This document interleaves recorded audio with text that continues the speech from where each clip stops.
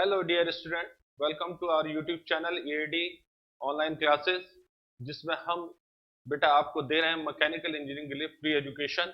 जिसमें हमारा टॉपिक जो आज हम स्टार्ट करें दैट इज कास्टिंग। ठीक है बेटा, पिछली क्लास में we just discuss the classification of the production engineering and manufacturing process. ठीक है, हमने ये समझा था कि किस प्रोसेस को हम किस कैटेगरी में रखें, किस प्रोसेस को हमें किस तरीके से देखना है। ये सब चीजें कंपटीशन के लिए बेशक इंपॉर्टेंट नहीं होती बेटा, लेकिन याद रखना नॉलेज के लिए आपको नींव में जाना बहुत जरूरी है। ठीक है, तो याद रखना बेटा, आजकल जो कंपटीशन के एग्जाम हो रहे हैं या यूनिवर्सिटीज के एग्जाम हो रहे हैं वो बेटा कंसेप्चुअल बेस्ड जा रहे हैं। ठीक है, एक जो पैटर्न चला आ रहा था उससे थोड़ा हट गया है, कुछ नया आने लगा है क्वेश्चंस में। तो हमें हर सब्जेक्ट को बहुत ही ध्यान से धीरे धीरे पढ़ना होगा। ठीक है, जिससे कि हमें यह पता चल जाए कि किस सब्जेक्ट में से कहां कहां से कितने क्वेश्चन आ सकते हैं। ठीक है, मैंने बहुत ही आसान टॉपिक से स्टार्ट किया है कास्टिंग, जो which is really very easy. इसमें याद करने का काम ज्यादा है, समझने का बहुत कम है। वो इसलिए बेटा ताकि आप थोड़ा सा जब नए साल की तैयारी में आए तो आपको पता चले कि ये नया साल आपके लिए क्या लेकर आया है। ठीक है, रमन सर ने के अथक प्रयासों से, ठीक है, मैं अमर जमाल जो है आपके सामने, हम दोनों ने मिलकर ये प्रयास शुरू किया है कि आपको इस साल फ्री एजुकेशन दी जाए बिकॉज ऑफ द कोविड-19।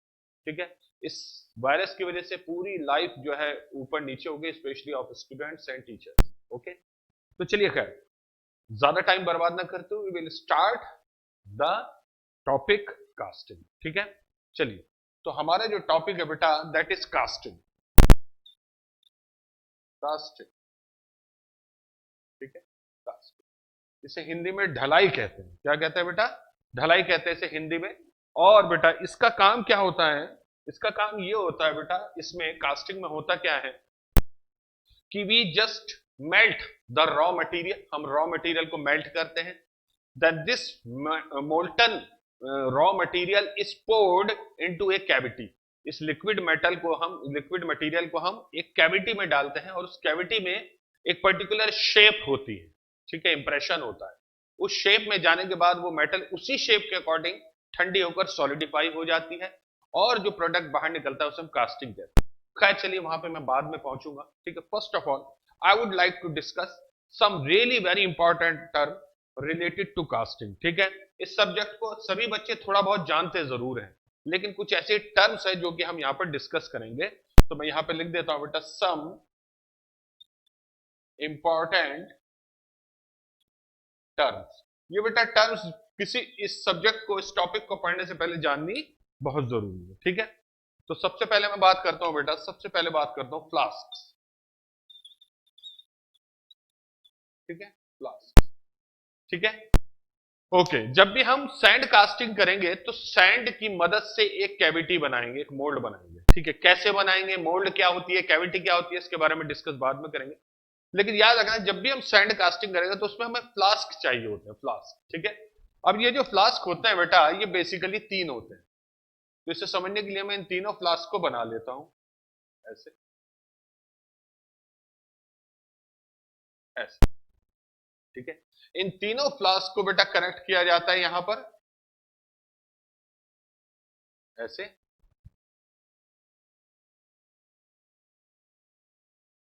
ऐसे इन तीनों फ्लास्क को कनेक्ट किया जाता है। तो this flask is use to hold, इसका काम क्या होता है बेटा मैं बता देता हूं। It is use to hold, to hold moulding, moulding material.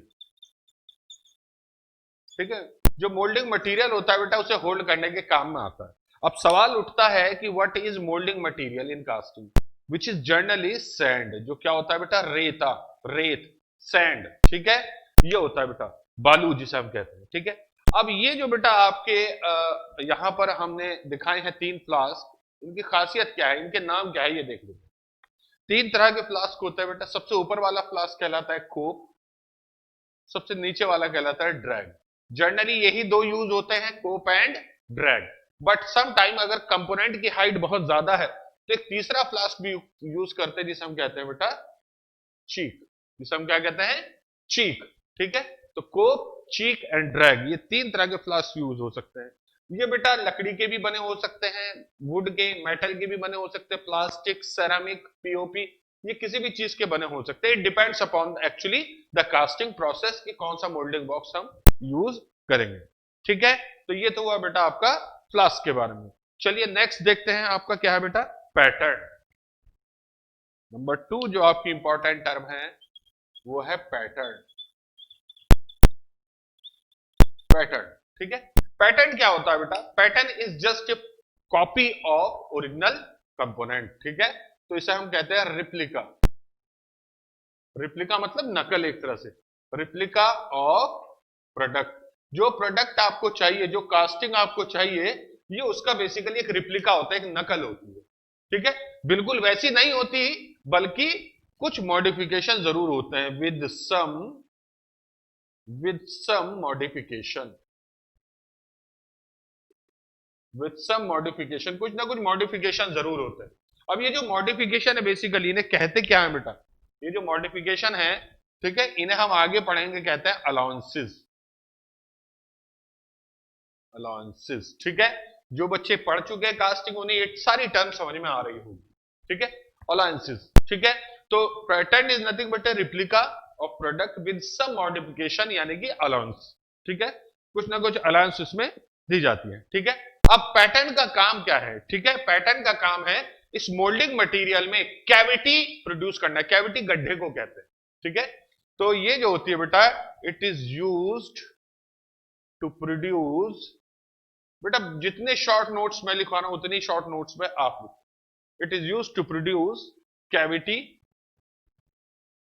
और इंप्रेशन इन मोल्डिंग मटेरियल। ठीक है, मोल्डिंग मटेरियल मतलब सैंड। तो सैंड में जहां पर आप लिक्विड मेटल को डालोगे वहां पर एक कैविटी या इंप्रेशन होना चाहिए, यानी कि वो इंप्रेशन और जो शेप होगी वो किस शेप की होगी, वो होगी बेटा पैटर्न की। और पैटर्न किसकी नकल है, प्रोडक्ट की। तो जो प्रोडक्ट आपको बनाना है उसके अकॉर्डिंग आप पैटर्न यूज करें। वो पैटर्न मोल्डिंग मटेरियल यानी कि सैंड में क्या करेगा बेटा, एक इंप्रेशन बनाएगा या कैविटी बनाएगा जो लगभग प्रोडक्ट की शेप का होगा। अब उसके अंदर लिक्विड मेटल डालिए, उसे ठंडा कीजिए, वो सॉलिडिफाई हो जाएगी और कास्टिंग बाहर आ जाएगी। ठीक है, तो ये तो हुआ बेटा आपका फ्लास्क और पैटर्न के बारे में। चलिए अब आगे बढ़ते हैं। Next is parting line. तो पार्टिंग लाइन क्या होती है बेसिकली बेटा, देखिए यहां पर मैंने ये पैटर्न बनाया है। ठीक है, दिस इज अ पैटर्न जो मैंने यहां बनाया है। अब ये जो पैटर्न है बेटा, ये स्प्लिट टाइप का होता है। किस नाम से होता है, स्प्लिट। ठीक है, अभी कई टाइप के होता है वो हम आगे पढ़ेंगे। अभी समझ लीजिए स्प्लिट। स्प्लिट का मतलब वो होता है बेटा जो दो या दो से ज्यादा हिस्सों में पैटर्न टूट जाए। ठीक है, टूट जाए से मतलब जो दो या दो से ज्यादा हिस्सों में बनाया जाता है, उन्हें कंबाइन करके एक सिंगल प्रोडक्ट बनता है। ठीक है, तो यहां पर एक पार्ट तो इसका यह है बेटा, पार्ट 1, और एक पार्ट यह है नीचे का, पार्ट 2। तो बेटा मैं ये लाइन को सॉलिड कर देता हूं डॉटेड की जगह। अब देखिए बेटा, एक पार्ट तो यह है पैटर्न का, ये, ठीक है, और दूसरा जो पार्ट है पैटर्न का वो यह है बेटा, ये दोनों अलग अलग हो सकते हैं, इन्हें अलग किया जा सकता है और मिलाया भी जा सकता है। तो इन दोनों के बीच में ये जो लाइन है बेटा, ये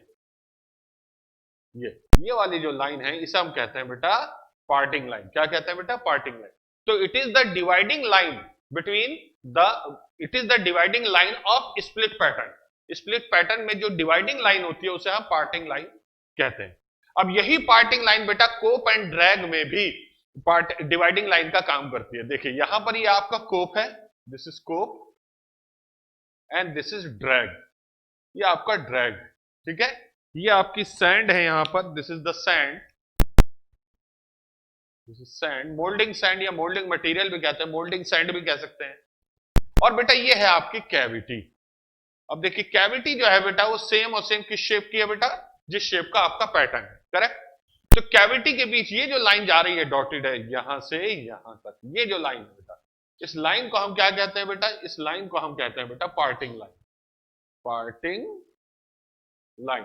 तो बेटा आप देख रहे हैं ये लाइन जो है कोप और ड्रैग को डिवाइड कर रही है, यानी कि इससे ऊपर का हिस्सा कोप कहलाएगा, इससे नीचे का हिस्सा क्या कहलाएगा, ड्रैग। वैसे कोप और ड्रैग दो अलग अलग पार्ट होते हैं, लेकिन जब उन्हें मिलाए जाते हैं तो जिस लाइन पर मिलते हैं उसे पार्टिंग लाइन कहते हैं। ऐसी स्प्लिट पैटर्न के दोनों हिस्से जिस लाइन पर मिलते हैं उसे क्या कहते हैं बेटा? पार्टिंग लाइन कहते हैं। करेक्ट? तो ये हुआ बेटा पार्टिंग लाइन का कंसेप्ट। ओके, नेक्स्ट जो टर्म है दैट इज बॉटम बोर्ड। अब ये बॉटम बोर्ड क्या होता है बेटा, इसके बारे में बता दूं आपको। होता क्या है बेटा, जो ड्रैग है, मान लीजिए ड्रैग या कोप है, मान लीजिए आप स्प्लिट पैटर्न यूज कर रहे हैं, तो आप क्या करेंगे, पहले एक कोप या ड्रैग में से नीचे रखेंगे। अब ये ओपन होता है बेटा, इसका टॉप और बॉटम नहीं होता, बाकी चारों जो वॉल होती है वो घिरी रहती है। तो क्या होगा बेटा, फिर उस ये जो आपका बॉक्स है एक तरह का, जिसके ना तो बॉटम है ना ही टॉप है, उसे आप रख देंगे जमीन पर। अब इसे जमीन पे रख के एक बेटा बोर्ड पे रखते हैं जिसे कहते हैं बॉटम बोर्ड। इसे कहते हैं बेटा बॉटम बोर्ड। ये हो गया आपका बॉटम बोर्ड। ठीक है? उसके बाद क्या करते हैं बेटा, फिर उसके बोर्ड के ऊपर हम पैटर्न रखते हैं। ये पैटर्न हो गया, उसके अंदर सैंड डाल के उसकी रिमिंग करते हैं, रमिंग करते हैं। ठीक है? तो ये होता है बेटा बॉटम बोर्ड। इससे ज्यादा इसमें कुछ नहीं पढ़ना, बिकॉज ये आपका एग्जाम में नहीं पूछा जाता। ओके, ठीक है।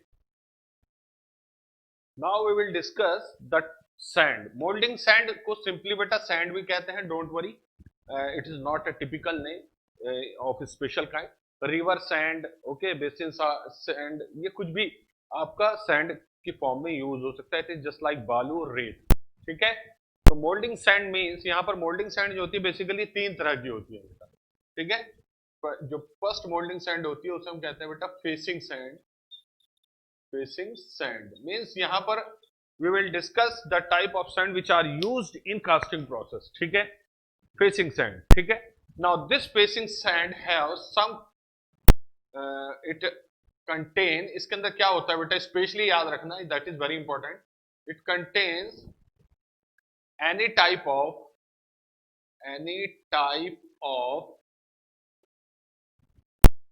carbonous material.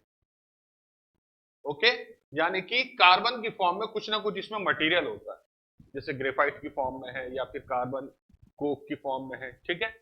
तो कार्बन की फॉर्म का एक मटेरियल होता है, इसमें कुछ ना कुछ कार्बन एलिमेंट पाया जाता है। कार्बन का जो है पाउडर, बहुत ही वेरी फाइन पाउडर पाया जाता है, बहुत ही फाइन होता है, बारीक जिसे कहते हैं, वेरी फाइन कार्बन मटेरियल। ठीक है? पाया जाता है। अब now this sand is poured on, this sand is poured on the pattern. Okay, ये जो सैंड होती है ये इसे पैटर्न के ऊपर स्प्रिंकल किया जाता है, छिड़का जाता है, जिससे एक बहुत ही पतली लेयर जो है इस सैंड की यहां पर बन जाती है। सी, ये जो लेयर है ये वाली, ये जो मैंने ग्रीन कलर से बनाई है, ये आपका मोल्डिंग बॉक्स हो गया, कोप एंड ड्रैग कुछ भी हो सकता है, ये आपका पैटर्न हो गया। अब इसके ऊपर ये सैंड हमने डाली है। कौन सी सैंड डाली है बेटा? Facing sand. ठीक है? Facing sand. तो एक्चुअली ये जो फेसिंग सैंड है, this is the inner surface of mould cavity. It is the inner surface of mould cavity. Mould cavity. ठीक है?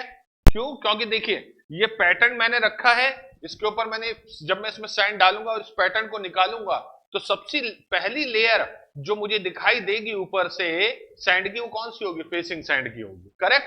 तो that will be the facing sand. अब ये होता क्यों है बेटा? It is used to provide, मैं लिख देता हूं बेटा, नोट्स बनाते चलिए। Provide surface finish to casting. ठीक है? बहुत ही फाइन पाउडर वाला, बहुत ही फाइन पाउडर ऑफ कार्बन जो होता है उसमें थोड़ी सी सैंड मिलाकर यहां पे डाल दिया जाता है, जिससे क्या होता है बेटा, जब हम पैटर्न को बाहर निकालेंगे बहुत ही स्मूथ फिनिश की मोल्ड कैविटी मिलेगी। और जब उसके अंदर हम लिक्विड मेटल को सॉलिडिफाई करेंगे उसमें डालकर, तो जो कास्टिंग बाहर आएगी उसका ये वाला जो आउटर सरफेस होगा ये बहुत स्मूथ होगा। इसलिए to provide surface finish to casting, तो this is the function of facing sand. This is the function of facing sand. It is used to improve the inner surface of mould cavity, या कहूं it is used to improve the inner surface of mould cavity to improve the surface finish of the casting. ठीक है? अंदर का जो surface होता है आपका मोल्ड कैविटी का, उसे बहुत स्मूथ बना देती है ये वाली सैंड। ठीक है? ओके। फेसिंग सैंड के बाद जो सैंड डाली जाती है मोल्डिंग बॉक्स में, उससे कहते हैं बेटा हम सेकंड टाइप की, यानी कि बी टाइप की जो हम डालते हैं बेटा उसे कहते हैं, उससे बेसिकली कहते हैं मोल्डिंग सैंड, उससे कहते हैं बेटा मोल्डिंग सैंड। ये होती है बेटा मोल्डिंग सैंड। इसको सही मायनों में मोल्डिंग सैंड कहना सही है।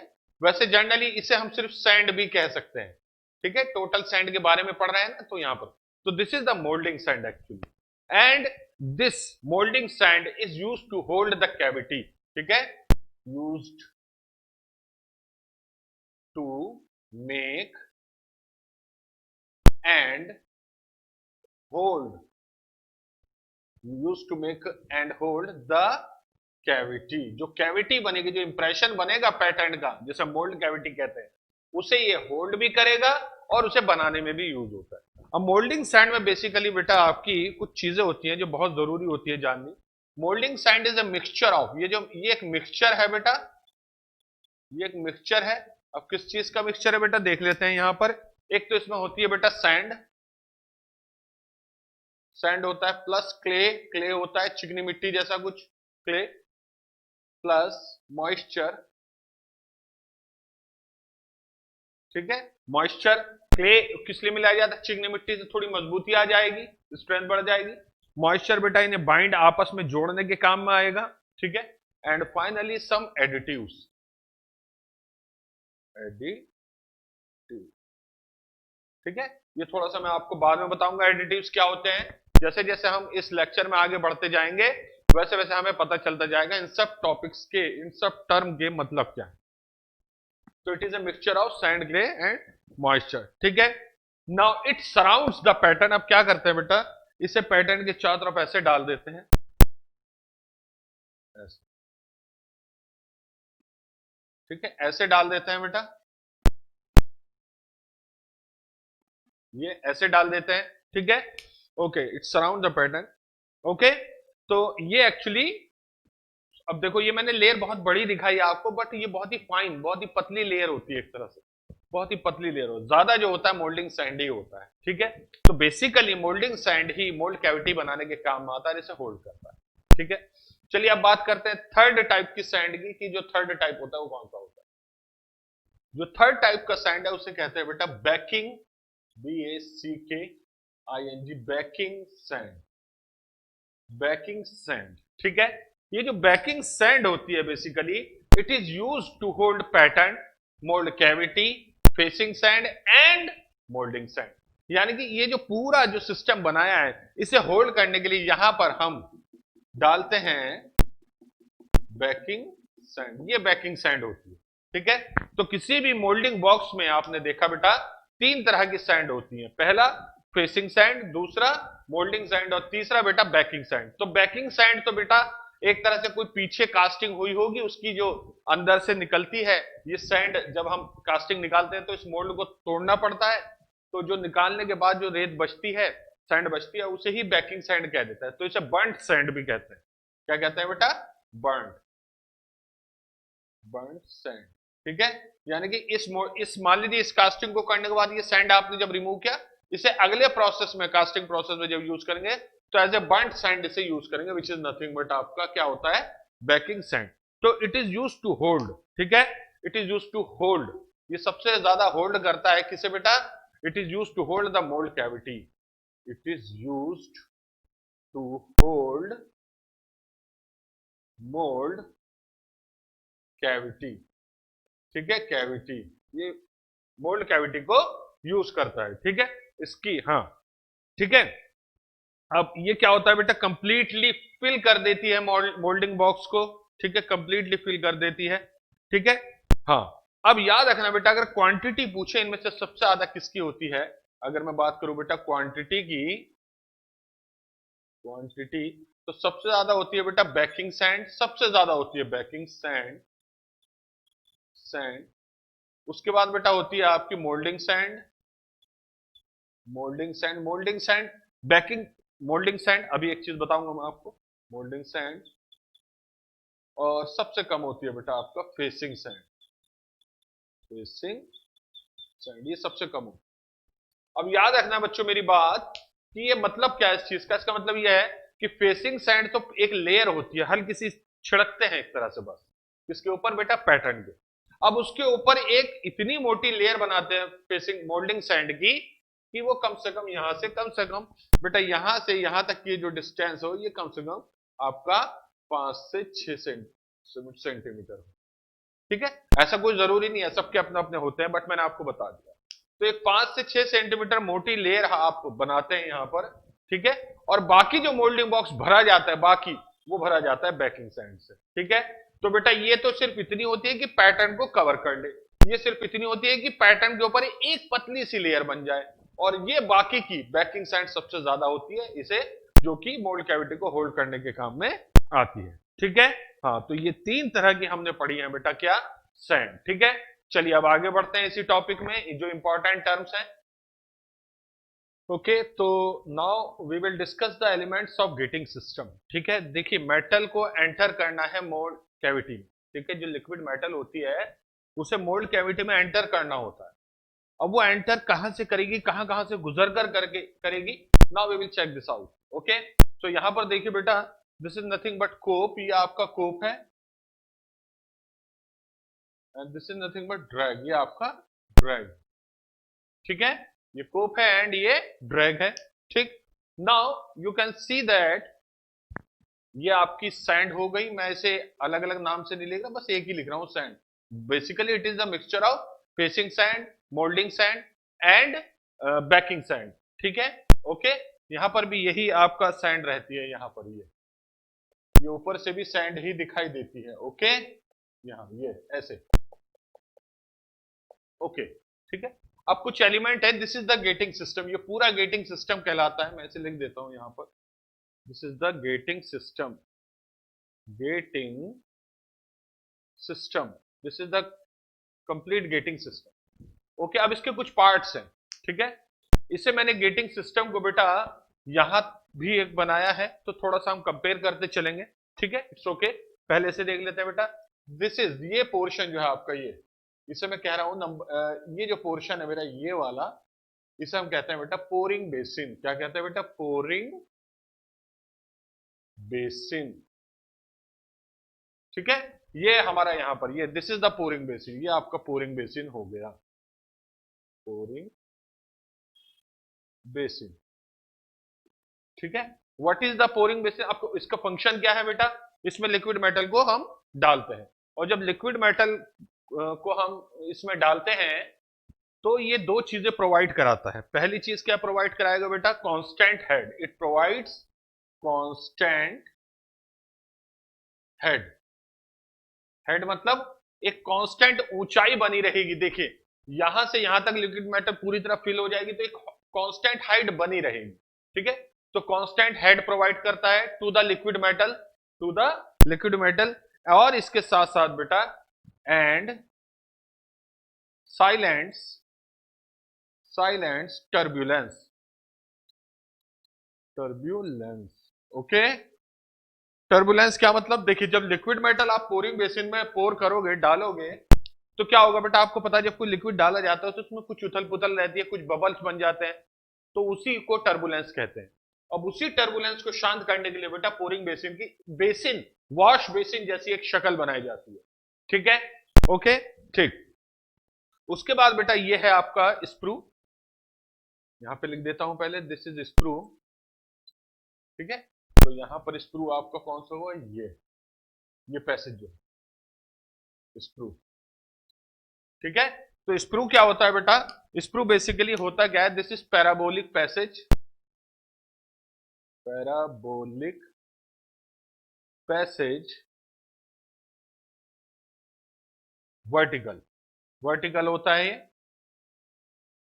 पैराबोलिक पैसेज होता है जो कि वर्टिकल होता है फॉर लिक्विड मेटल। ठीक है, फॉर लिक्विड मेटल।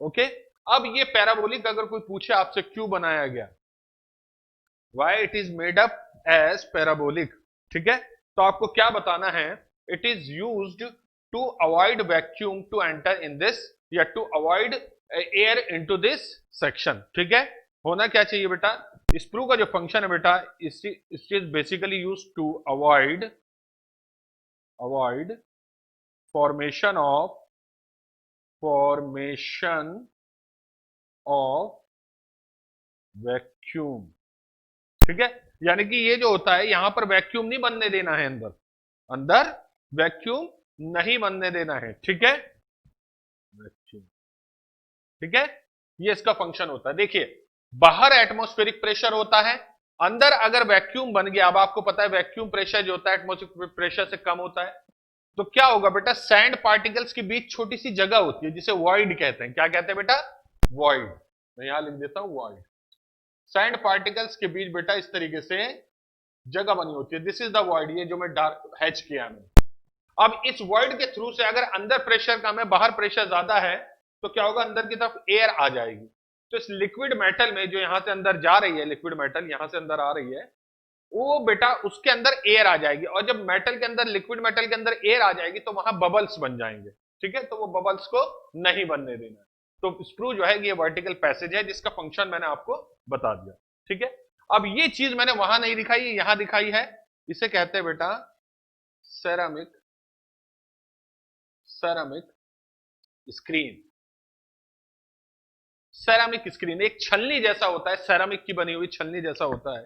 ठीक है, ये बेटा क्या करता है, सेरामिक छलनी, ये बेटा to stop dross, dross particle, dirt particle, sand particles को ये यहां पर हो सकता है बेटा डालते समय कुछ टर्बुलेंस आई हो। टर्बुलेंस का मतलब आपने एक धार बनाकर डाला हो लिक्विड मेटल को, तो यहां से थोड़ी सी सैंड उखड़ जाएगी। ये पूरा सैंड ही है ना, देखिए इसके नीचे सैंड ही है, ये कोई अलग से नहीं है, ये सैंड में ही शेप बनी हुई है। तो यहां पर जब लिक्विड मेटल डलेगा तो हो सकता है कुछ सैंड उखड़ के लिक्विड मेटल के साथ यहां पहुंचने की कोशिश करे, यहां पहुंचने की कोशिश करे, लेकिन ऐसा नहीं है, उसे ये बेटा सेरामिक स्क्रीन रोक लेगी। अब बेटा यहां पर नीचे एक लगा देते हैं, यहां पर ये चीज, ये भी मैंने वहां नहीं दिखाया, यहां दिखाया है। इसे हम कहते हैं बेटा स्प्लैश कोर। इसे क्या कहते हैं बेटा,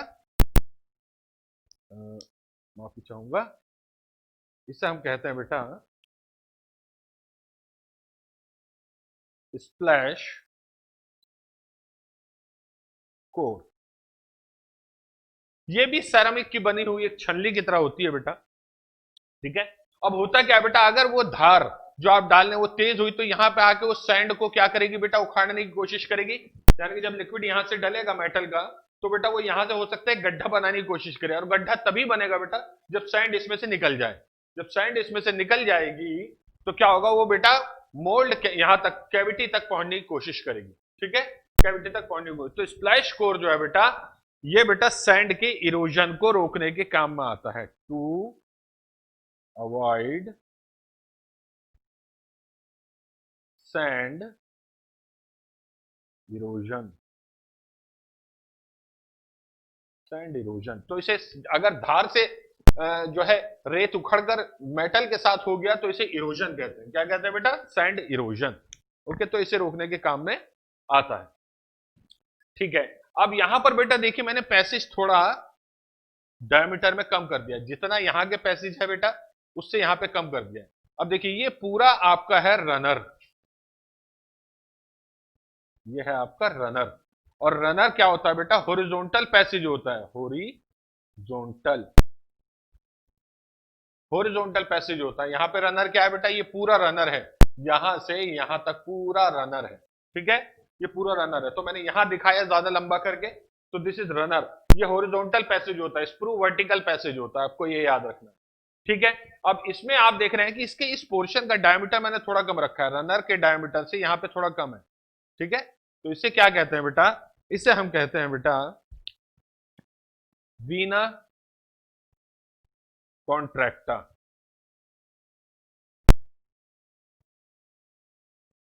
वीना कॉन्ट्रैक्टा। अब ये वेना कॉन्ट्रैक्टा का क्या होता है बेटा, ये तब दिया जाता है बेटा, देखिए यहां से लिक्विड मेटल ऐसे आ रही है, अचानक यहां मुड़ेगी, और जब यहां मुड़ेगी तो क्या होगा बेटा, हो सकता है यहां प्रेशर तेज हो जाए, यहां पे स्पीड तेज हो जाए, तो उसे कम करने के लिए बेटा वीना कॉन्ट्रैक्टा लगाया जाता है। ठीक है, हमेशा वीना कॉन्ट्रैक्टा को ऐसी जगह लगाते हैं बेटा जहां पर सडन चेंज हो। ठीक है, सडन चेंज, जहां पे सडन चेंज होगा ना फ्लो का, ऑफ फ्लो, वहां पर वीना कॉन्ट्रैक्टर लगाया जाएगा। ठीक है, इससे भी टर्बुलेंस होती है, सडन चेंज से भी टर्बुलेंस होती है, तो ये वीना कॉन्ट्रैक्टर उस टर्बुलेंस को आराम कर देता है, ठीक है। क्योंकि याद रखना बेटा, बिना बबल के, बिना डर्ट के ही मोल्ड कैविटी में आपका पहुंचनी चाहिए आपकी लिक्विड मेटल। अब देखिए यहाँ पे ये स्वेलिंग सी दिखाई दे रही है आपको ये, ठीक है, तो इसका नाम मैं यहां लिख रहा हूं स्वेलिंग का। इसे कहते हैं बेटा स्किम बॉब। क्या कहते हैं बेटा? Scheme Bob. अगर इन केस यहां पे थोड़ा बहुत सैंड मिक्स हो भी गया तो लिक्विड मेटल यहां जाकर थोड़ी देर के लिए ठहरेगी, फिर भरने के बाद निकलेगी, करेक्ट। तो यानी कि लिक्विड मेटल यहां से आएगी, थोड़ी देर के लिए उसे यहां पर एक जगह मिलेगी रुकने के लिए, और जैसे ही लिक्विड रुकता है उसके अंदर जो डर्ट पार्टिकल है, सैंड पार्टिकल है, ड्रॉस है, इंप्यूरिटी है, वो सब उसके नीचे बैठ जाती है। तो यहां पर एक्चुअली यहां पर ये सब इंप्यूरिटीज रहती है। तो ये एक्चुअली टू एक्सट्रैक्ट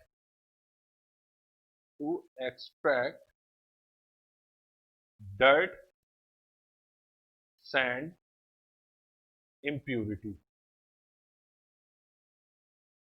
ठीक है। डर्ट, सैंड और इंप्यूरिटी को रोकने के काम में आता है ये आपका स्किम बॉब, ठीक है। और ये है बेटा आपकी मोल्ड कैविटी, ये है मोल्ड कैविटी। मोल्ड कैविटी अब यहां पे भी देख लेते हैं बेटा, ये हो गया आपका रनर, ये हो गया आपका रनर, और ये हो गया बेटा आपका scheme Bob, scheme Bob, sorry scheme Bob, correct, ठीक है। अब देखिए बेटा यहां पर ये जो पोर्शन है, ये वाला, ये पोर्शन जो है ये इससे कहते हैं बेटा गेट। गेट, इसे क्या कहते हैं बेटा? गेट, ठीक है। इसे हम सिंपली क्या कहते हैं? गेट। अब क्या होगा बेटा, जो गेट होगा ये आपका पैसेज है लिक्विड मेटल का from runner to mould cavity, यानी कि जब मोल्ड कैविटी में लिक्विड को पहुंचना होगा तो इसी गेट से होके गुजरेगी, इसी गेट से होके गुजरेगी। तो यहां पर ये आपका गेट होता है ऐसे, this is get, this is get, ठीक है। नाउ दिस, और ये आपका हो गई मोल्ड कैविटी। मैं इससे साफ कर देता हूं, सैंड आपको पता ही है, यहां लिख देता हूं बेटा सैंड, ओके। ये अगर आपका जरूरत पड़ती है तो इसे कहते हैं कोर। ये हर कैविटी, हर कास्टिंग में यूज नहीं होती, but sometime it is use, ठीक है। कोर, इसका क्या फंक्शन है मैं अभी आगे बताऊंगा। ये आपका मोल्ड कैविटी हो गई, मोल्ड कैविटी, ठीक है। और ये हो गया आपका राइजर। राइजर, राइजर का क्या काम है इसे भी हम आगे डिस्कस करेंगे, ठीक है। और ये हो गए आपके, ये जो आप देख रहे हैं, जो मैंने ऊपर होल बनाए हैं, ये इन्हें कहते हैं वेंट्स। क्या कहते हैं बेटा? वेंट्स, ठीक है। इन्हें वेंट्स कहते हैं, ठीक है, इन्हें वेंट्स कहते हैं। सॉरी वहां दिख नहीं रहा होगा आपको, मैं यहां बना देता हूं। ये जो है ये ये सब वेंट्स हैं, वेंट्स, ठीक है। अब वेंट्स का क्या काम होता है बेटा? जब आपका लिक्विड मेटल इस सैंड में डाली जाती है तो आपको पता है मोल्डिंग सैंड में मॉइस्चर होता है, ठीक है। तो मॉइस्चर के कांटेक्ट में जैसी हॉट सैंड आती है तो क्या होता है कि उस मॉइस्चर, सैंड में से मॉइस्चर निकल जाता है, यानी कि भाप बन के उड़ने लगता है। तो वो भाप कब बनेगा? जब उसमें दो गैसेस प्रोड्यूस होंगी। अब देखिए मॉइस्चर क्या होता है बेटा? मॉइस्चर एक तरह से वाटर ही तो है। तो जब वाटर के ऊपर हाई टेम्परेचर मोल्टन मेटल पड़ती है तो वाटर जो है हाइड्रोजन और ऑक्सीजन नाम की दो गैसेस में टूट जाता है। अब ये हाइड्रोजन और ऑक्सीजन गैसेस अगर यहां पर मोल्ड कैविटी में कास्टिंग के साथ इंट्रैप हो गई, फंस गई, तो बेटा आपकी कास्टिंग में डिफेक्ट आ जाते हैं, तो इन्हें निकालना जरूरी होता है। इसलिए बेटा ये वेंट्स बनाए जाते हैं, यानी कि मोल्डिंग करने के बाद एक मेटल की वायर से ऐसे होल बना देते हैं कहीं ऊपर, ठीक है। तो ये होल है एक तरह से, वेंट्स मतलब वेंटिलेशन, ठीक है, वेंटिलेशन, ओके। तो ये था बेटा आपका कंप्लीट आपका elements of the getting system, ठीक है। तो यहां हम देख रहे हैं कि गेटिंग सिस्टम के तीन इंपॉर्टेंट, अगर कोई पूछता है आपको कि आपका जो इंपॉर्टेंट वो होते हैं बेटा एलिमेंट्स, वो कौन होते हैं बेटा? वो तीन होते हैं बेटा। एक तो होता है स्प्रू, एक होता है बेटा रनर, और एक होता है बेटा gate. Gate, sprue, runner, gate, ठीक है। और बेटा स्प्रू का जो डायमीटर होता है ds, रनर का जो डायमीटर होता है dr, और गेट का जो डायमीटर होता है dg। इन्हीं के रेशो को, इन्हीं की रेशो को हम बेटा गेटिंग रेशो कहते हैं। क्या कहते हैं बेटा? Getting ratio. गेटिंग रेशो कहते हैं, इन्हीं को हम कहते हैं गेटिंग रेशो। यानी कि अगर कहीं ऐसे लिखा हुआ है बेटा कि गेटिंग रेशो इज 1:2:1, तो आप समझ जाएंगे बेटा कि जो स्प्रू का जो डायमीटर है वो 1 है, जो रनर का डायमीटर है वो 2 है, और जो गेट का डायमीटर है वो 1 है। अब ये 1 सेंटीमीटर भी हो सकता है बेटा, 1 इंच भी हो सकता है, 2 inch, 1 inch, 1 centimetre, 2 centimetre, 1 centimetre. ठीक है, तो इसे कहते हैं गेटिंग रेशो। तो ये है आपका एलिमेंट्स ऑफ गेटिंग सिस्टम। ठीक है, इसके बारे में अभी और भी आगे हम पढ़ेंगे, लेकिन अभी इस क्लास में मैं सिर्फ इतना ही से इंट्रोड्यूस करना चाहूंगा। ठीक है, चलिए अब आगे बढ़ते हैं। सातवां जो इंपॉर्टेंट टर्म है बेटा उसे हम कहते हैं कोर। क्या कहते हैं बेटा? कोर। ठीक है, कभी कभार कास्टिंग के दौरान हमें जो है वो हॉलो कास्टिंग बनाने की जरूरत होती है। हॉलो कास्टिंग मेथड जैसे कोई खोखली रॉड या कोई पाइप या आपका कुछ भी ऐसा कि जो अंदर से खोखला है, बाहर से आपका ढका हुआ है। ठीक है, तो उसे कहते हैं हॉलो। ठीक है, तो कोर जो होती है बेटा, कोर जो होती है, इट इज, मैंने आपको अभी डायग्राम में भी दिखाई दी बेटा, core use to make hollow casting. Hollow casting मैंने आपको दिखाया भी था अभी। कोर, ये जो कोर थी आपकी डायग्राम में, आप पीछे करके देख सकते हैं, वो बेटा कास्टिंग को हॉलो बनाने के काम में आती है। मान लीजिए आपको कोई कास्टिंग ऐसे बनानी है, मैं यहां पर एक छोटा सा एग्जांपल लेके चल रहा हूं। ठीक है, ऐसे ये कोई कंपोनेंट है जो यहां से खोखला है। ठीक है, यानी कि ये पूरा मेटल है, ये पूरा मेटल है। ठीक है, तो अभी हमने गेटिंग रेशियो के क्रॉस सेक्शनल व्यू में देखा था, हमने क्या किया था, उसके लिए क्रॉस सेक्शन व्यू लिया था बेटा कोप एंड ड्रैग का। तो उसमें देखा था हमने कि हॉलो एक आपका कोर, हमने एक एलिमेंट दिखाया था, तो वो कोर जो है बेसिकली यहां पर फिट होगा बेटा, यहां पर। This is for core. जब हम मोल्ड कैविटी की फॉर्म में से बनाएंगे तो ये कोर होगा। ठीक है, तो इस कोर को, ये कोर सैंड की बनी होती है। किस चीज की बनी होती है बेटा? Core sand plus oil. ठीक है, तो ऑयल को कोर सैंड में मिलाकर उसे बाइंड किया जाता है, कॉम्पैक्ट किया जाता है, जिससे एक हॉलो शेप के लिए बेटा एक सर्कुलर रॉड बनाई जाती है। उस रॉड को बेटा कास्टिंग मोल्ड कैविटी में लगा देते हैं, और मोल्ड कैविटी में लगाने के बाद क्या होता है बेटा कि उसको, उसमें लिक्विड मेटल डाल के जब वो सॉलिडिफाई हो जाती है तो इसे तोड़कर निकाल दिया जाता है कोर सैंड को। ठीक है, तो वहां पर एक हॉलो कैविटी हमें दिखाई देती है। ठीक है, तो ये अगर कोई आपसे पूछे what is the function of core, it is used to make hollow casting. आपको ये याद रखना है। क्लियर? ठीक है, नेक्स्ट टर्म जो है बेटा वो भी बहुत इंपॉर्टेंट है, उसे हम कहते हैं चैपलेट। चैपलेट्स। ठीक है, चैपलेट्स। ठीक है, अब बेटा जब मोल्ड कैविटी में आप कोर को रखोगे तो कोर को सपोर्ट करने के लिए कोई चीज होनी चाहिए या नहीं? ठीक है, मान लीजिए आपको ये मान लीजिए this is the mould cavity. मैं एग्जांपल से बताता हूं आपको। मान लीजिए ये मोल्ड कैविटी है,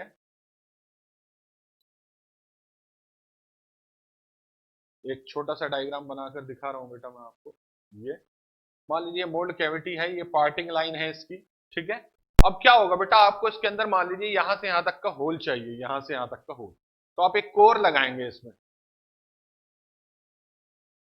दिस इज द कोर, ऐसे लगाएंगे बेटा कोर। ठीक है, ऐसे कोर लगाएंगे, ऐसे। तो ये जो है ये कोर है। अब इस कोर को बेटा सपोर्ट चाहिए या नहीं? तो क्या होता है बेटा, इस कोर को अंदर मोल्ड कैविटी के अंदर सपोर्ट करने के लिए यहां पर बेटा ये सपोर्ट सिस्टम ऐसे लगाया जाता है, ऐसे। ये छोटे छोटे एलिमेंट होते हैं बेटा जिन्हें यहां पर लगाया जाता है, ऐसे ऐसे। ठीक है, तो बेटा इस कोर को अंदर, किसके अंदर? मोल्ड कैविटी के अंदर। तो मैं यहां लिख देता हूं बेटा टू सपोर्ट, इसका फंक्शन क्या है? To support core into mould cavity, into mould cavity, mould cavity के अंदर सपोर्ट करने के लिए, इनटू मोल्ड कैविटी। करेक्ट, यहां पे इसे लगाया जाता है। अब चलिए ये तो लगा दिया भैया। ठीक है, अब क्या होगा बेटा, जैसे ही लिक्विड मेटल इसमें एंटर करेगा, ये कोर ये चैपलेट्स जो है उसी मटेरियल की लेते हैं जिस मटेरियल की आपको कास्टिंग करनी है। मान लीजिए एल्युमिनियम की मेटल को आपने लिक्विड कर रखा है, उस एल्युमिनियम के लिक्विड को जब आप इसमें पोर करोगे तो ये एल्युमिनियम की ना हुई तो क्या होगा, ये एल्युमिनियम में मेल्ट होके इंप्यूरिटी का काम करेगी। इस वजह से जिस मेटल की आप कास्टिंग कर रहे होते हो उसी मेटल की आप चैपलेट्स चुनते हो, क्योंकि कोर तो जो कोर सैंड किया उसे तो बाद में तोड़ के निकाला जा सकता है, लेकिन चैपलेट्स को हम उसी मटेरियल का लेते हैं जिस मटेरियल का हम कास्टिंग कर रहे हैं। तो it will be same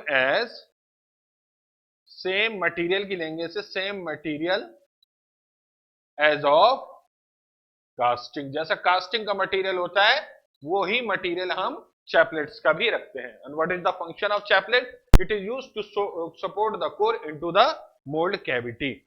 mould cavity, तो मोल्ड याद रखना, कोर हमेशा मोल्ड कैविटी के अंदर होगी। अब आप देख रहे होंगे कि इस कोर को मैंने यहां पर भी सपोर्ट दिया है, यहां पर, यहां पर, यहां पर, यहां पर, ठीक है। तो यहां पर जब हम कोर को सपोर्ट करते हैं आउट ऑफ मोल्ड कैविटी, तो बेटा नेक्स्ट टर्म जो मैं आपको बताता हूं 9, उसे कहते हैं कोर प्रिंट।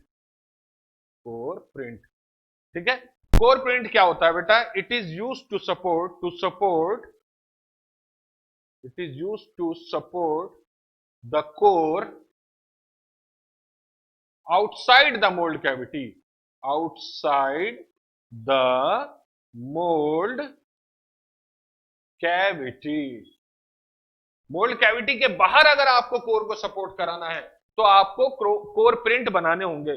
तो core print is nothing but the seat of core. इसे कोर की सीट भी कहते हैं, यानी कि कोर को कहां बिठाना है।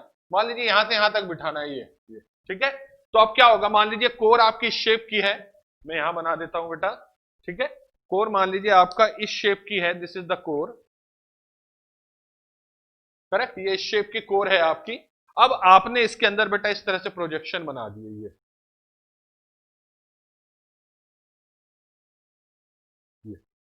तो अब क्या होगा बेटा, इन्हें पकड़िए और मोल्ड कैविटी के अंदर इन्हें फिट कर दीजिए। अब देखिए मोल्ड कैविटी के अंदर इतना हिस्सा रहेगा, इतना हिस्सा, और उससे बाहर कोर को सपोर्ट करने के लिए ये मैंने बनाया आपका कोर प्रिंट। कोर प्रिंट मैंने यहां पर बनाया है। क्लियर? चलिए एक सिंपल से डायग्राम से समझ लेते हैं। मान लीजिए ये आपका बेटा कोप है, this is cope and this is drag, this is scope, this is drag, और ये ग्रीन कलर से जो मैंने बनाया that is mould cavity. Mould cavity, ठीक है। अब मोल्ड कैविटी के अंदर ये जो रेड कलर का है बेटा, इसे हम कहेंगे कोर, दिस इज कोर। और ये जो कोर है इसे इनसाइड द मोल्ड कैविटी कौन सपोर्ट कर रहा है बेटा? ये चैपलेट्स, ठीक है। और आउटसाइड द कोर ये जो प्रोजेक्शन आप देख रहे हैं ये कौन है बेटा? This is nothing but core print. ये हो गए आपके कोर प्रिंट, ठीक है। तो आई होप आपको अब समझ में आ गया what is the difference between the core print and chaplets. Chaplets inside the mould cavity use होती है और कोर जो होता है कोर प्रिंट वो outside the mould cavity, correct. ठीक है, चलिए अब आगे बढ़ते हैं नेक्स्ट टर्म पर। नेक्स्ट टर्म जो है हमारी which is known as riser. तो क्या कहलाती है बेटा? राइजर, ठीक है। देखिए जब हम मोल्ड कैविटी को भरते हैं लिक्विड मेटल से, तो ये इंश्योर करने के लिए कि वो पूरी भर गई है, ये हमें कैसे पता चलेगा? तो ये इंश्योर करने के लिए बेटा हम एक राइजर लगाते हैं, ठीक है। वहां पर राइजर बनाते हैं। आप चाहे तो जो डायग्राम मैंने आपको बताया था गेटिंग एलिमेंट्स का, उसमें देखिए मैंने एक टर्म लिखी थी राइजर, ठीक है। तो वो राइजर क्या होता है बेटा? उसके कुछ काम होते हैं, ठीक है। इसके बेसिकली 3 काम, ठीक है। पहला काम क्या है बेटा? सबसे पहला काम है to check the level of molten metal, to check the level of molten metal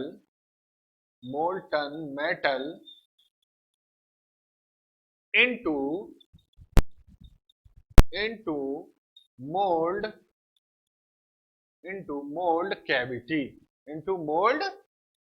cavity, ठीक है। यानी कि मोल्ड कैविटी के अंदर कितना लेवल है मेटल का वो इससे पता चल जाए। क्योंकि आपने नोटिस किया होगा मैंने राइजर को मोल्ड कैविटी के बाद बनाया था और स्क्रू को, यानी कि मोल्ड कैविटी के राइट हैंड साइड पर आपका राइजर था और मोल्ड कैविटी के लेफ्ट हैंड साइड पर स्क्रू रनर था, करेक्ट।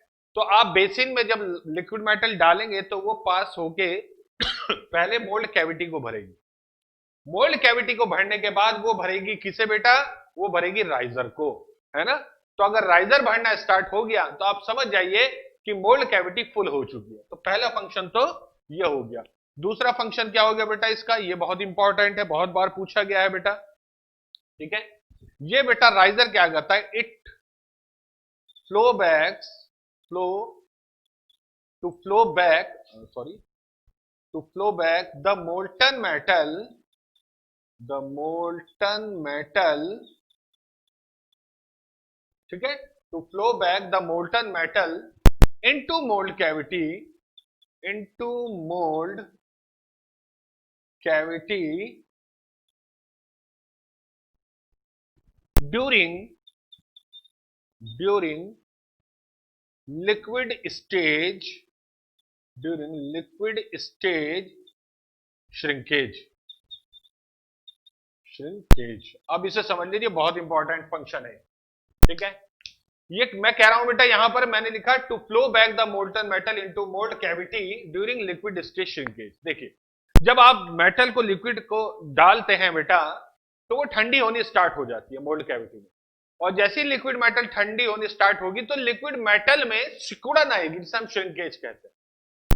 तो वो सिकुड़न की वजह से क्या होता है बेटा, अगर आपने और मेटल तभी सप्लाई ना करी तो क्या होगा बेटा, सिकुड़न की वजह से जो साइज है आपका फाइनल प्रोडक्ट का वो बेटा कम रह जाएगा। तो बेटा उसे कहते हैं लिक्विड स्टेज श्रिंकेज या लिक्विड श्रिंकेज। तो लिक्विड श्रिंकेज के दौरान जो सिकुड़न होती है, जितनी सिकुड़न हुई उतना और मेटल पहुंचना चाहिए या नहीं मोल्ड कैविटी में, तो वो काम करता है बेटा राइजर। क्लियर। चलिए नेक्स्ट जो इसका फंक्शन है वो देख लेते हैं बेटा, थर्ड जो आखिरी है बेटा, थर्ड, ठीक है। To apply pressure on molten metal, ठीक है, मोल्टन मेटल इन कैविटी, ठीक है। एक प्रेशर बना के रखता है जिससे कि डेंसिटी या कहूं फिलिंग ऑफ एवरी सेक्शन जो होती है। देखिए अगर लिक्विड मेटल क्या होगा, लिक्विड मेटल पे एक प्रेशर बना रहेगा कांस्टेंट, ठीक है। अब अगर किसी लिक्विड पे प्रेशर है तो इसका ये मतलब है कि जहां जहां उसे पहुंचना है वो वहां पर पहुंच जाएगा, ठीक है ना। जब किसी चीज पर प्रेशर लगता है तो वो उन जगह भी चली जाती है जहां तक वो नॉर्मली नहीं पहुंच पा रही थी। तो एक प्रेशर बना के रखता है ये मोल्टन मेटल पर, किसके अंदर, जो मोल्ड कैविटी के अंदर होती है, जिससे कि मोल्ड कैविटी का हर सेक्शन में लिक्विड मेटल पहुंच जाए, ऐसा ना हो कि कोई खाली रह जाए, करेक्ट। तो ये तीन फंक्शन है, आपको ये याद रखना है बेटा कि जब सॉलिड बनेगी कैविटी में के अंदर जो मोल्टन मेटल होती है, जब वो सॉलिडिफाई होती है वो हमेशा राइजर के पहले सॉलिडिफाई होनी चाहिए, ठीक है। यानी कि राइजर के अंदर जो मेटल है लिक्विड, वो आपको सॉलिडिफाई करनी होती है मोल्ट उस मेटल से जो कि मोल्ड कैविटी के अंदर है। मोल्ड कैविटी के अंदर जितना मेटल है वो पहले सॉलिडिफाई होगा, उसके बाद राइजर के अंदर जो मेटल है वो बाद में सॉलिडिफाई होगा, ठीक है। तो ये हुआ बेटा आपका राइजर, ये क्या हो गया बेटा आपका राइजर, ठीक है, इंपॉर्टेंट है। ओके चलिए हम नेक्स्ट टर्म की तरफ बढ़ते हैं। नेक्स्ट जो टर्म है हमारी, जो नेक्स्ट टर्म होगी बेटा वो क्या होगी, आइए मैं दिखाता हूं आपको। उसे कहते हैं बेटा चिल्स, ठीक है। ओके चिल्स क्या होते हैं बेटा, चिल्स याद रखना बेटा मेटालिक ऑब्जेक्ट होते हैं, मेटालिक ऑब्जेक्ट, ठीक है, मेटालिक ऑब्जेक्ट्स होते हैं। तो मेटालिक ऑब्जेक्ट्स जो होते हैं बेटा वो क्या होते हैं, ये किस तरह के होते हैं, क्या इनका फंक्शन होता है। देखिए चिल्स का जो फंक्शन है बेसिकली वो है बेटा आपका टू प्रोवाइड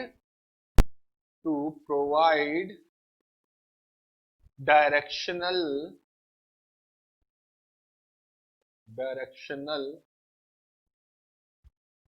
सॉलिडिफिकेशन,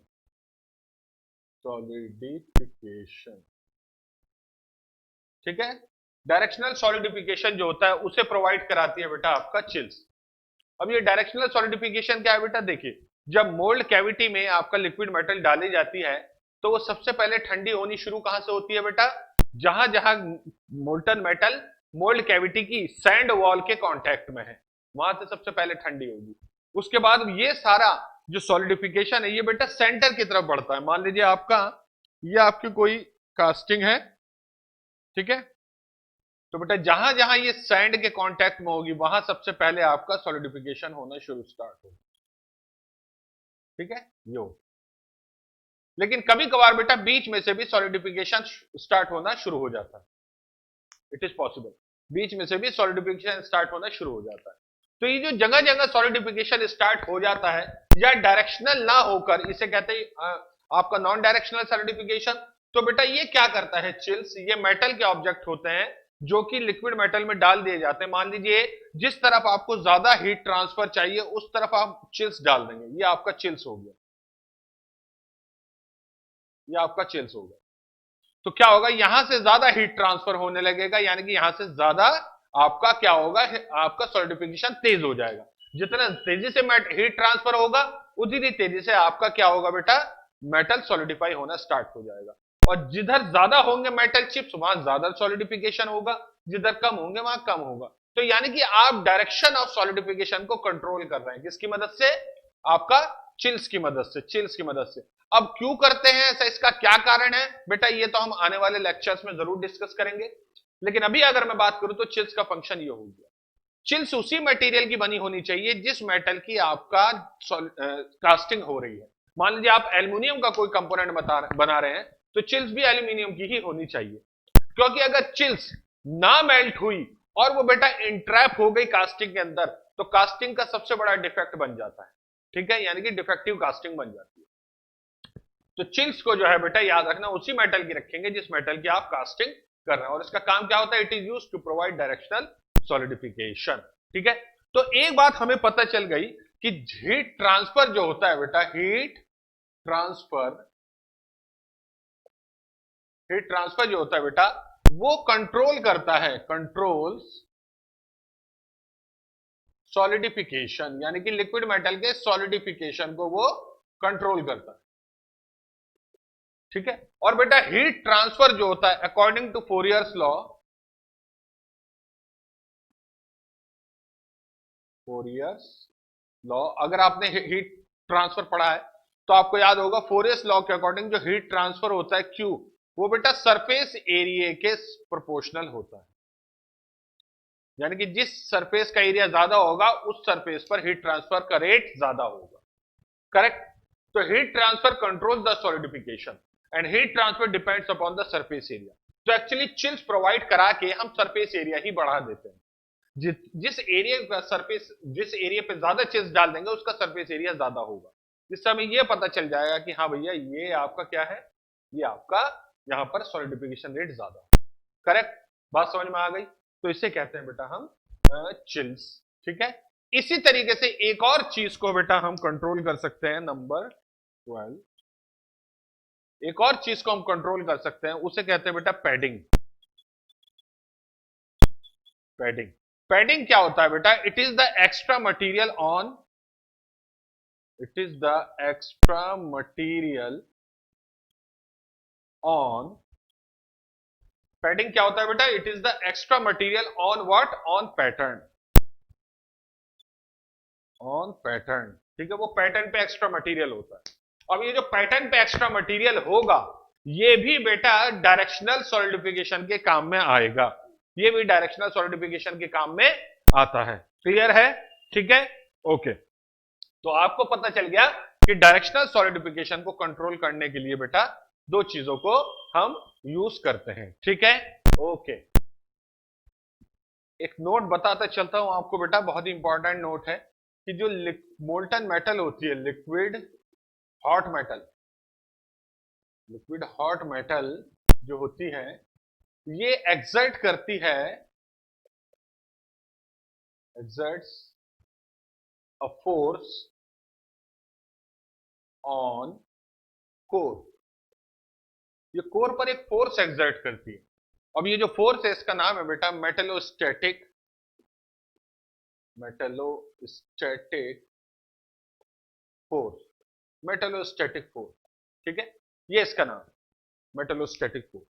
तो बेटा मेटलोस्टैटिक फोर्स जो होता है वो हॉट लिक्विड मोल्टन मेटल जो है बेटा, वो बेटा आपका एक्सर्ट करती है किस पर, कोर पर करती है। अब जिस वजह से कोर की पोजीशन हिलने के चांसेस होते हैं। तो what is the method to avoid या to avoid this metallostatic force और to prevent to displace the core from its original position? क्या मेथड होना चाहिए कि कोर अपनी जगह से ना हिले इस मेटलोस्टैटिक फोर्स की वजह से? इसे अवॉइड, इसे नेग्लिजिबल बनाना या अवॉइड करना इट्स नॉट पॉसिबल, क्योंकि it is nature of the hot metal कि वो थोड़ा उबलती है और ऊपर की तरफ बढ़ती है। हर चीज उबलने वाली जो होती है ऊपर की तरफ बढ़ती है, तो उसे मेटलोस्टैटिक फोर्स कहते हैं। तो इसे तो अवॉइड करना इंपॉसिबल है, तो क्यों ना कोर को कुछ ऐसा हम सजेशन करें कोर के लिए कि वो अपनी ओरिजिनल पोजीशन से ना खिसके। तो बेटा इसका आंसर होता है बेटा बाय यूजिंग चैपलेट्स। फिर से चैपलेट्स का बहुत ही इंपॉर्टेंट काम आया है। अब देखो बेटा ये बिल्कुल नया आपका फंक्शन है जो आपको नहीं पता होता है जनरली। जनरली क्या करता है, to support the core what we use chaplets. लेकिन अगर क्वेश्चन आ गया कि मेटलोस्टैटिक फोर्स कोर पर जो है कोई इफेक्ट ना दिखाए, उस केस में हमें क्या करना होगा, what we need to do, then we have to use the chaplets. Okay, we have to use the chaplets. ठीक है, क्लियर है? ठीक है। तो ये थी आपकी कुछ important terms which you must know before studying the casting. जब तक कास्टिंग आप पढ़ें उससे पहले आपको ये पढ़ना बहुत जरूरी है। अगर आप नहीं पढ़ेंगे then it will be very very difficult to understand each and every term regarding casting. ठीक है, तो आज की क्लास में बेटा इतना ही। आई होप आपको लेक्चर पसंद आया होगा। आप इसे लाइक भी कर दीजिए, फटाफट शेयर भी कर दीजिए बेटा। ठीक है, जितना हो सकता है शेयर कीजिए। यही फीस होगी आपकी हमारे लिए। हमें फीस नहीं चाहिए, हमें सिर्फ इतना चाहिए कि आप हमारी वीडियोस को लाइक कर दें, शेयर कर दें, तो फेसबुक पर, इंस्टाग्राम पे, व्हाट्सएप पे, स्नैपचैट पे, ठीक है, टेलीग्राम पे, जहां चाहे आप इसे जितना हो सके बेटा शेयर कर दीजिए। दैट्स इट, इतना ही हम आपसे चाहते हैं और कुछ नहीं चाहते। ठीक है, अब हम मिलेंगे हम अपने नेक्स्ट क्लास में। तब तक के लिए थैंक यू वेरी मच। जय हिंद, जय भारत।